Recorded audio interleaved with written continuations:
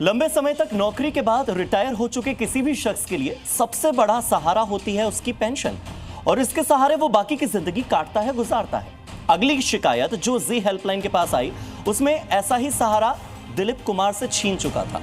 Pension के लिए वो धक्के खा रहे थे, अपनी चप्पलें घिस रहे थे, और तब जी हेल्पलाइन में दिलीप ने कॉल लगाई। देखिए आगे फिर क्या हुआ।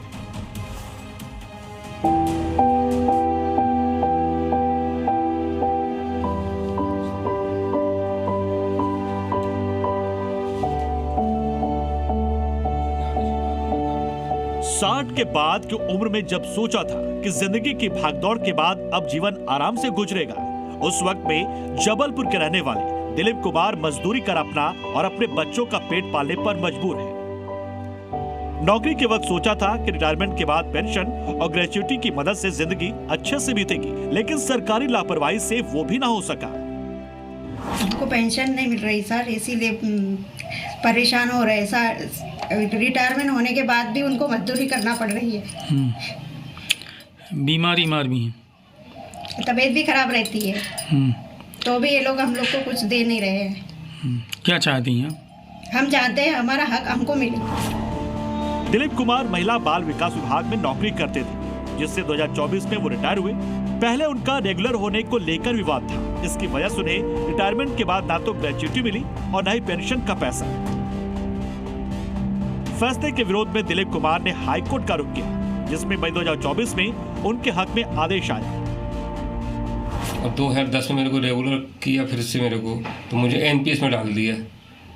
तो मेरी सर्विस 2003 से रेगुलर चल रही है। फिर उन्होंने कहा कि मुझे रिटायरमेंट के बाद मेरे को कुछ दिया नहीं, तो उसके पहले मैं कोर्ट चला गया था। कोर्ट से, हाई कोर्ट से आदेश हो गए कि इनको 2003 से रेगुलर किया जाता है, माना जाता है।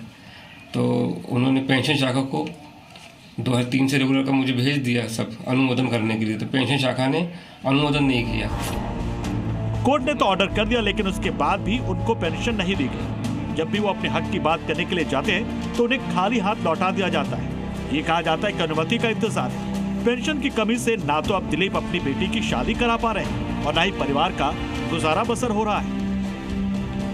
मैं जी न्यूज़ के माध्यम से न्याय की गुहार करता हूँ। मैंने उन जी न्यूज़ वालों को भी फ़ोन करके मैंने बोला था कि मैं बहुत परेशान हूँ।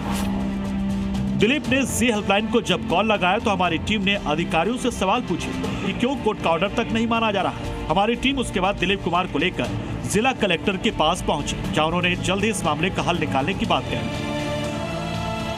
तो लिटिगेटेड मैटर है अभी, उसमें मतलब उनको एक इस तरीके के 3-4 केस हैं, तो शासन स्तर से डिसीजन होना है। उसमें हम लोगों द्वारा पत्राचार किया जा चुका है और उसमें अभी एक मामले में निर्णय हुआ है, तो उसी के जैसा इनका भी मामला है, तो उसमें भी निर्णय हो जाएगा, कुछ समय लगेगा उसमें। जी हेल्पलाइन की आवाज उठाए जाने का असर ये हुआ कि दिलीप की पेंशन के लिए अब भोपाल में उच्च अधिकारियों तक मामला पहुंचा दिया गया और अब जल्दी दिलीप की परेशानी हमेशा के लिए दूर होने वाली है। कुलदीप बाबेले, जबलपुर, जी मीडिया।